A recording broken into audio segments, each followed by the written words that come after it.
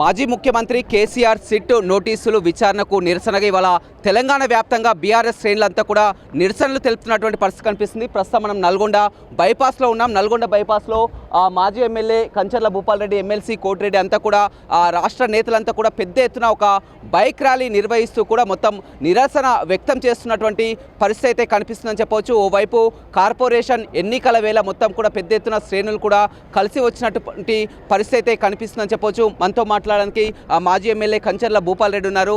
చెప్పండి, ఇవాళ మొత్తం కూడా పెద్ద ఎత్తున ఓవైపు కార్పొరేషన్ ఎన్నికల ప్రచారంలో ఉన్నారు. ఇవాళ తెలంగాణ వ్యాప్తంగా కూడా ఆ సిట్కు వ్యతిరేకంగా కూడా నిరసన తెలుపుతున్నటువంటి పరిస్థితి, ఏం చెప్తారు? ఇది అన్యాయమైనటువంటి బీఆర్ఎస్ పార్టీ మీద కల్వకుంట్ల చంద్రశేఖరరావు గారి మీద, బీఆర్ఎస్ పార్టీ వర్కింగ్ ప్రెసిడెంట్ అయినటువంటి కల్వకుంట్ల తారకరావు మీద, ఉపనేత హరీశ్వరరావు గారి మీద ఒక కుట్రపూరితమైనటువంటి రాజకీయ కక్ష, రాజకీయ కుట్రలో భాగమైనటువంటి క్రీడ మరి కాంగ్రెస్ పార్టీ అధికారంలోకి వచ్చిన కాడి నుంచి ఏ విధంగా దుర్మార్గమైనటువంటి తెచ్చిన తెలంగాణని విచ్ఛిన్నం చేయడానికి మరి ఆంధ్ర పాలకుల సహాయ సహకారాలతో మరి కేసీఆర్ గారి మీద ఏ విధమైనటువంటి కక్షలతో మరి కుట్రలు జరుగుతున్నాయో ఇవాళ తెలంగాణ ప్రజలందరూ కూడా చూస్తున్నటువంటి సందర్భాన్ని ఈ రోజుకు గుర్తు చేస్తూ ఉన్నాం. కేసీఆర్ గారిని ఏదో రకంగా బదనాం చేయాలా, కేసీఆర్ గారు 10 సంవత్సరాల్లో ఎవరు కూడా ఊహించని రీతిలో ఈ తెలంగాణని ముందుకు తీసుకుపోయినటువంటి సందర్భాన్ని మరిపించాలా, భారతదేశంలో స్వాతంత్రం వచ్చిన కాడి నుంచి ఉమ్మడి ఆంధ్రప్రదేశ్లో కానీ ఎప్పుడు కూడా ఎవరు కూడా ఏ ముఖ్యమంత్రిగా చేయలేనటువంటి అభివృద్ధి తెలంగాణని చేసి చూపించినటువంటి కల్వకుంట్ల చంద్రశేఖరరావు గారిని ఏదో రకమైనటువంటి అవినీతి మచ్చ రుద్దడానికి ప్రయత్నాలు మరి మన సీఎం రేవంత్ రెడ్డి గారు అదేవిధంగా కాంగ్రెస్ ప్రభుత్వం చేస్తున్నటువంటి కుట్రలో భాగమే ఈ సిట్టు విచారణ. అసలు సిట్టు విచారణలో ఫోన్ ట్యాపింగ్ అనేది ఒక మరి నాలెడ్జ్ ఉందా, నాలెడ్జ్ లేదా, తెలివి ఉందా, తెలివి లేదా, ఒకసారి ఆలోచన చేయాలి. ఇవాళ ఇంటెలిజెన్స్ కానీ తర్వాత గూఢాచార వ్యవస్థ అనేది మరి అది ప్రభుత్వానికి సీక్రెసీగా ఉంటుంది. అసలు ముఖ్యమంత్రికి క్యాబినెట్కి ఏం సంబంధం ఉంటుంది? గూఢాచార వ్యవస్థ, ఇంటెలిజెన్స్ వ్యవస్థ వారికి ప్రభుత్వాన్ని కాపాడుకునే వ్యవస్థ, అది దాన్ని ప్రచారం చేసుకునే వ్యవస్థ కాదు అది. మరి ఇప్పుడు 2 సంవత్సరాలు కాంగ్రెస్ ప్రభుత్వం ఉంది, ఆయన ముఖ్యమంత్రులు, వాళ్ళే మంత్రులుగా ఉన్నారు. మరి వాళ్ళు కూడా క్యాబినెట్ మరి వాళ్ళందరూ కూడా ఇట్లాంటి ఫోన్ ట్యాపింగ్లే చేపిస్తున్నారా? మనం చేపించాల్సిన అవసరం లేదు, ప్రభుత్వాన్ని మనం నడుపుతూ ఉంటాం. కానీ వాళ్ళు పోలీసు, ఇంటెలిజెన్సు, తర్వాత గూఢాచార వ్యవస్థ వాళ్ళు చేయాల్సింది ప్రభుత్వాన్ని ఏ విధంగా కాపాడుకోవాలి, ప్రభుత్వంలో ఏ విధమైనటువంటి కుట్రలు ఎవరైనా చేస్తున్నారా అవన్నీ కూడా ఫోన్ ట్యాపింగు ఇంకా రకరకాల కారణాల చేత వాళ్ళు సేకరిస్తుంటారు గూఢాచార వ్యవస్థ ద్వారా. మరి అట్లాంటి దాన్ని ఇవాళ మరి ముఖ్యమంత్రిని విచారణ చేయడము, క్యాబినెట్ మినిస్టర్లుగా చేసినటువంటి వాళ్ళని విచారణ చేయడం కాదు. నేను ఒకటే సమాధానం చెప్తున్నా. నేను ఇవాళ తెలంగాణ విజ్ఞులారా, తెలంగాణ తెలివి కల వాళ్ళ, తెలంగాణ న్యాయవాదులారా ఒక్కసారి ఆలోచన చేయండి. ఒకళ్ళు నిజంగా విచారణ చేయాల్సినటువంటి అవసరం వస్తే ఆ రోజు ఎవరైతే డీజీపీగా ఉన్నటువంటి దినేష్ రెడ్డిని కానీ, ఇప్పుడున్నటువంటి డీజీపీగా ఉన్నటువంటి శివధర్ రెడ్డిని కానీ, ఇద్దరిని కూడా వాళ్ళని విచారించి వాళ్ళ ఎవిడెన్స్ని టేక్ఓవర్ చేసి వాళ్ళ ద్వారా మరి ముందుకు పోవాల్సినటువంటిది. మరి ఈ ప్రభుత్వానికి సంబంధించినటువంటి మరి కేసీఆర్ గారిని కానీ, కేటీఆర్ గారిని కానీ, హరీశ్వరరావు గారిని కానీ మరి ఎందుకు విచారిస్తున్నారో ఒకసారి ఆలోచన చేయాల్సింది డీజీపీని, మాజీ డీజీపీని ఇద్దరిని చేస్తే సరిపోతుంది. వారి ద్వారా వారే కదా ఏది చేసినా, ఫోన్ ట్యాపింగ్ చేసినా, ఇంకోటి చేసినా అధికారులకు సంబంధించినటువంటి విషయం అది. ఆ యొక్క సమాచారాన్ని క్యాబినెట్ ముఖ్యమంత్రి గారికి నోటు పెడతారు అంతే. ఈ విధంగా నడుస్తుంది, ఈ విధంగా ఉందని వాళ్ళు నోటు పెడతారు ఎవ్రీ డే సాయంత్రం పూట. మరి వాళ్ళని విచారించి వాళ్ళని ఎవిడెన్స్ తీసుకోవాల్సింది వీళ్ళని ఎందుకు చేస్తున్నారు అంటే ఏదో రకంగా డైవర్షన్ పాలిటిక్స్లో వాళ్ళు ఇచ్చిన హామీలు ఏవైతే 6 గ్యారంటీలు ఏవైతే ఉన్నాయో 420 హామీలు ఏవైతే ఉన్నాయో అవి ఇయ్యలేక రైతులను మోసం చేసి, వృద్ధులను మోసం చేసి, మహిళలను మోసం చేసి, ఉద్యోగస్తులను మోసం చేసి, యువకులను మోసం చేసి ఈ మోసాన్ని కప్పిపుచ్చుకుంటేందుకు ఇవాళ కేసీఆర్ గారిని విచారణ పిలుస్తున్నటువంటి సందర్భాన్ని గుర్తు చేస్తున్నా. ఇది కరెక్ట్ విధానం కాదు కాంగ్రెస్ పార్టీ రేవంత్ రెడ్డి గారిది. ఇట్లనే చేస్తే తెలంగాణ అగ్ని గుండంలాగా తయారవుతుంది. కాంగ్రెస్ నాయకులను ఎక్కడ పడితే అక్కడ నిలదీయాల్సి వస్తుంది. క్యాబినెట్ మినిస్టర్లు కానీ ఎమ్మెల్యేలు కానీ ఎక్కడ ఊళ్ళలోకి వస్తే తరిమి కొట్టాల్సి వస్తుంది. జాగ్రత్త. ఇక 2.5 సంవత్సరాల నుంచి ఓపిక పడుతుంది. గులాబీ జెండా, టీఆర్ఎస్ కారు గుర్తు. ఖబర్దార్ కాంగ్రెస్ నాయకులారా, తెచ్చిన తెలంగాణని కాపాడుకోవడానికి, తెచ్చిన తెలంగాణని విచ్ఛిన్నం చేయడానికి ప్రయత్నం చేస్తున్న ఆంధ్ర పాలకుల సహకారంతో తెలంగాణని విచ్ఛిన్నం చేస్తే ఊరుకునేది లేదు. తెలంగాణ మేధావులు కానీ ఆ రోజు సకల జనుల సమ్మేళ ద్వారా ఏ విధంగా అయితే తెలంగాణ సాధించుకున్నారో ఆ విధంగానే మళ్ళీ ఉద్యమం రాబోతుంది.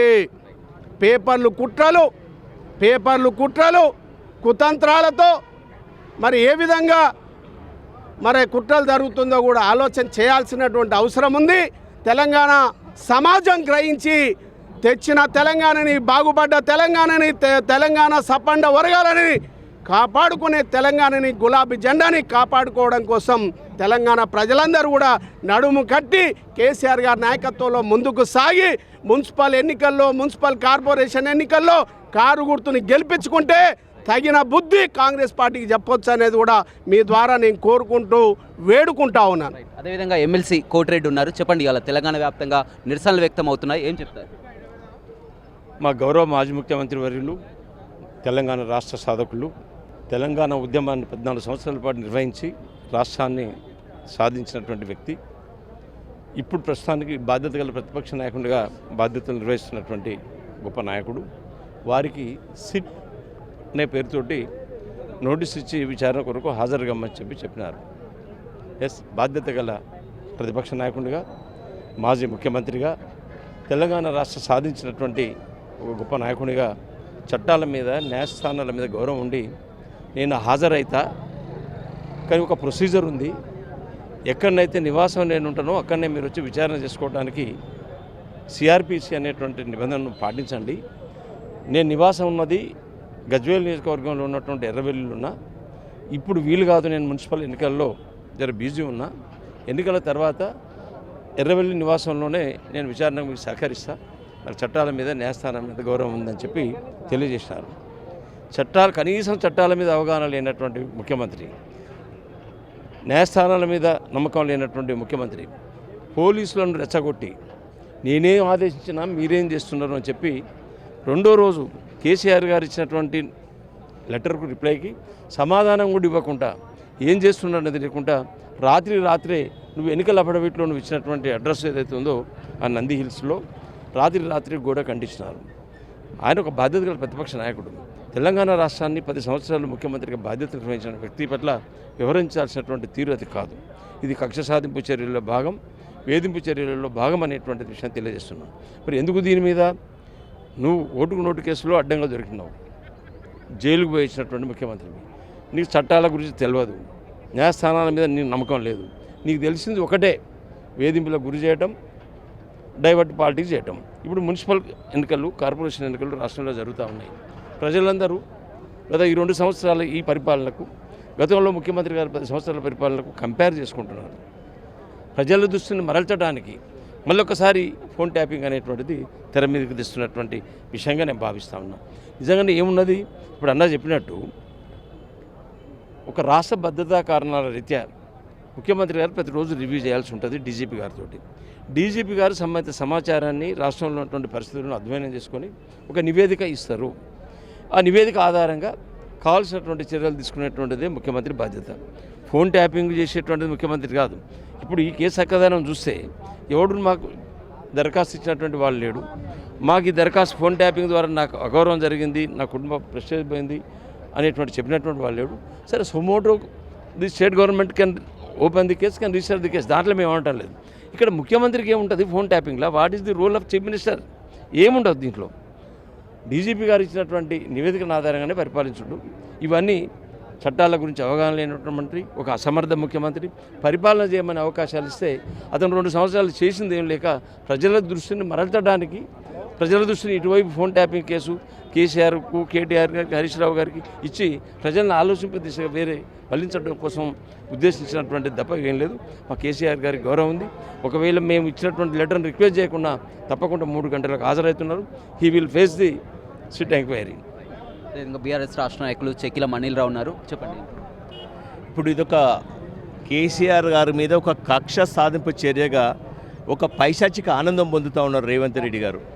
ఎందుకనంటే ఏదో ఒక ఈ విధంగా ఈ యొక్క కుటుంబాన్ని బదనాం చేయాలి, తద్వారా టీఆర్ఎస్ శ్రేణులను డిమోరలైజ్ చేయాలని అనుకుంటున్నారు. కానీ వాళ్ళు చేసే ప్రతి ఒక్క చర్య భారత రాష్ట్ర సమితిని బలోపేతం చేస్తుంది తప్పించి వేరే ఏం లేదు. ఎందుకంటే మీ కుట్రలను వీటన్నిటిని కూడా బహిర్గతం చేస్తూ ఉన్నారు కేసీఆర్ గారు కానీ, హరీష్ రావు గారు కానీ, కేటీఆర్ గారు కానీ. మొన్నటికి మొన్న సీఎం బావమర్ది కేసును బయటికి తీసిన దానికి ఇమ్మీడియట్గా హరీష్ రావు గారిని పిలిపించినారు. దాన్ని కంటిన్యూగా కేటీఆర్ గారిని పిలిచినారు, మరి సంతోష్ రావు గారిని పిలిచినారు, ఇప్పుడు కేసీఆర్ గారిని పిలుస్తూ ఉన్నారు.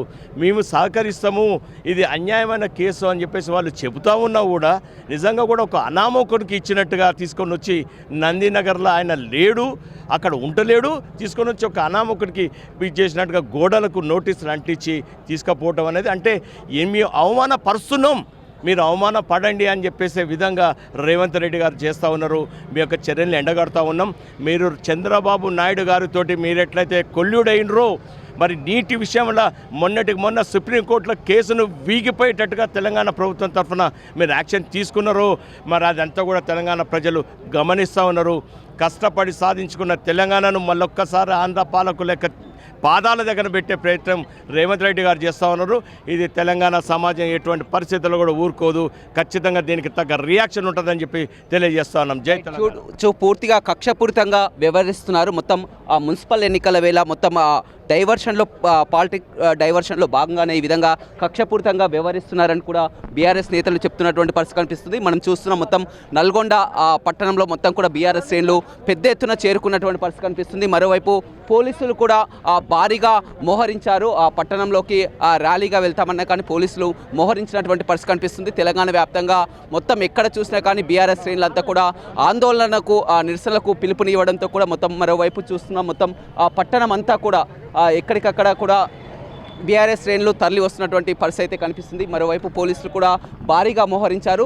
ర్యాలీగా మొత్తం కూడా పట్టణంలో ర్యాలీగా మాజీ సీఎం కేసీఆర్ని కక్షపూరితంగా ఇప్పుడు ఎన్నికల వేళ కార్పొరేషన్ ఎన్నికల వేళ ఇచ్చినటువంటి హామీలు నెరవేర్చకుండా దాన్ని డైవర్షన్లోనే భాగంగా ఈ విధంగా కక్షపూరితంగా నోటీసులు అంటూ విచారణ పేరుతో కూడా కక్షపూరిత చర్యలు చేస్తున్నారని కూడా బీఆర్ఎస్ శ్రేణులు ఆందోళన వ్యక్తం చేస్తున్నటువంటి పరిస్థితి నల్గొండ జిల్లాలో కనపడుతుంది.